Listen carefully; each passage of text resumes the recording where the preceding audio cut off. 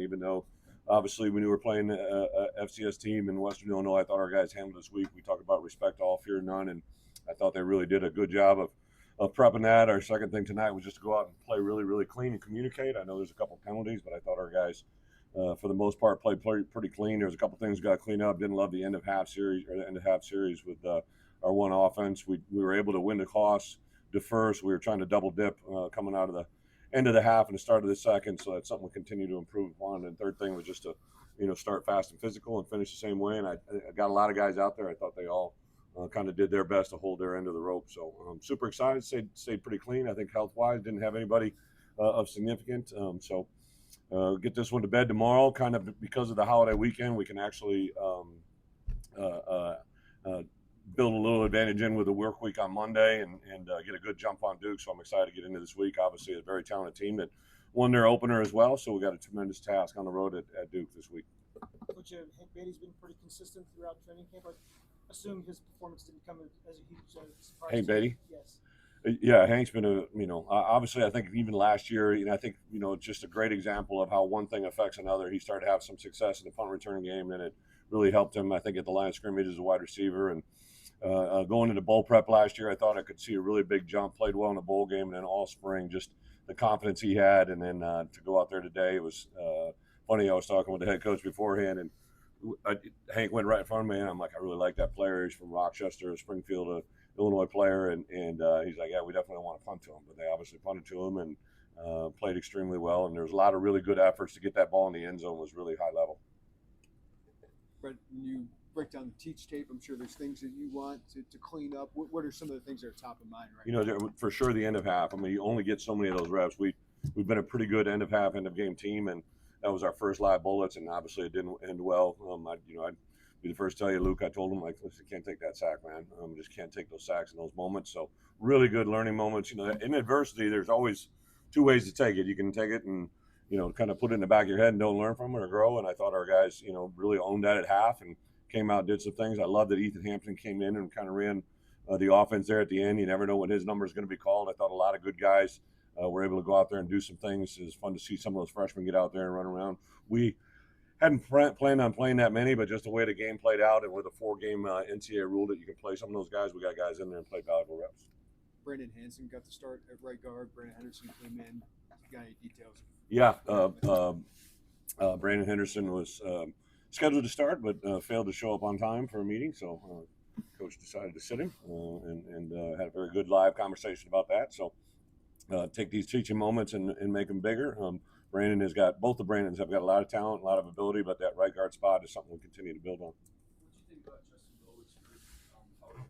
Yeah. What kind of aspects does he bring kind of in the end zone, red zone area? Yeah, J-Bo has been a really impressive kid, I saw him on film, but then the first time I met him, I'm like, there's a lot to him, right? He's got a lot of great length. He's got a really good skill set. I know that him and Luke have, bonded well during the preparation and practices. He's a big target, plays with a lot of speed, a lot of agility, and put himself in a good position there to build confidence with not only Luke in our offense, but also play callers. So I thought our wide receivers in general, I thought Colin Dixon maybe didn't show up statistically, but he's a really good player for us. Him and Hank are exceptional players. There's no doubt in my mind that Hudson Clement is probably playing as good a football as he's played down the stretch here the last couple of weeks. J-Bo, Alex Kapka-Jones made a nice play.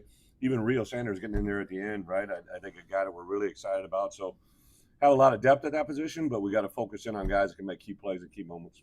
Gabe kind of set the tone early a little bit defensively with the strip sack. And if he can do that consistently, what difference is that? Gabe's a very gifted player, and I would say since we came back in January, he's always been a highly motivated player for success. But just everything he does right now, and then to see him get elected captain, I think that just builds even more confidence in him. And he obviously is a freak of nature, and now he's, I think, getting coached extremely well.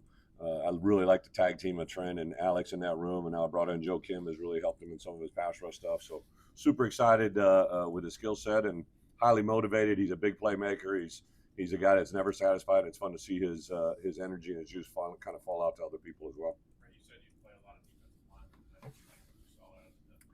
Yeah, JMO's done a nice job. I thought, we had acquired a couple guys, James Thompson, Kurt Neal, told me have been really, really nice additions into the room. But Pat Farrell is probably playing as good a football as he's played. I was really excited to see Jeremiah Warren Biggs get out there. Angela McCollum's had a nice game. Jenna Hunt has popped in there. I think one of the big learning moments I had when I went to the NFL was just the depth and the rotation of the defensive line. I'd always been a guy that had kind of played our best players as much as humanly possible, but even with Johnny, seeing Johnny out there today was absolutely awesome. But to see those guys that are in that 300-pound club, to have them minimize their reps, right, and keep them under 40 is a really big deal. Coach, did you expect them to kind of load up in the box, so stop the run like they did? So the D coordinator had come from Valpo. He'd been a head coach there, so we've been studying Valpo film he'd been there, I believe, 14 years, and so he's a really gifted coordinator. He'd done a lot of things in 11 and 12 personnel, so we kind of thought what we saw was what we were going to get. But yeah, I thought our guys really maintained strained, to go against that was out there and have those guys play as long as we did, I thought was really good work. And then especially in the second half to kind of grind it in there and see Caden and Aiden both and Khalil Valentine get in there. Those guys are three very talented backs that all have a different skill set. Who? Juice. Juice about 2 weeks ago popped a hammy. I don't know if we'll have him this week against Duke, but I think we'll probably have him for our third week, fourth week. But yeah, just a little soft tissue. What you make of Khalil Valentine's? He got significant reps today. Yeah. Khalil is a nice, for me, I call it a change-up. But, Caden and Aiden both have unique skill sets. I've said this before, when I've been in my previous life at another institution, I had some combos of 2 or 3 backs that were all different skill sets. A lot of people try to have cookie cutters. They all look the same, but I like a little variety. And as a defense coordinator, I always thought it was challenging when you had 3 or 4 different styles of runners in there, because every play looks a little bit different depending on the skill set. So Khalil get in there and pop one. I thought Aiden to get that hit at the end was really, really awesome. Caden Fagan, just to see him get out there and do what he does, dragging some people around, was pretty fun to watch. So I think those 3 guys could be a very, very tough trio to defend. Is there any update on Melvin Priestley? He's he played the whole game. I'm sorry, I missed Yeah, Melvin rolled up, but he went right back in. He played the rest. Yeah, he just got rolled up. They taped it, but yeah, he was good. chemistry standpoint between Luke and some of the receivers, what do you see as that develops through the course of the game? How valuable are those drives? Yeah, what was Luke, 17-21? Yeah, and it kind of got everybody involved. I thought some of the perimeter throws, they were playing a lot of quarters coverage, so we knew there was going to be some things that opened up in a run play action game. But really, I don't think anybody, one guy just jumped out. I know he connected with especially some of the new faces. It was fun to see that, especially down in the red area. And I know Barry had some specific things he wanted to see. We obviously, once the game was in control, kind of contained some of the stuff that we've worked on just to save that for the right moment. But overall, I couldn't be more pleased the way they ran it and catch it. I've been really showing them a lot of clips from week 0 games. There's a lot of drop balls, a lot of sloppy football, and I thought our guys, overall played pretty clean here, which was a huge emphasis in this first one. How would you evaluate Caleb Patterson's performance? Yeah, I know that he got beat on a double move over there, but that's a good learning moment. I'm excited about Caleb, see where he goes. Did you get to watch Duke last night? And what would you think? I still a little peek. Yeah, it just happened to be streaming in my room.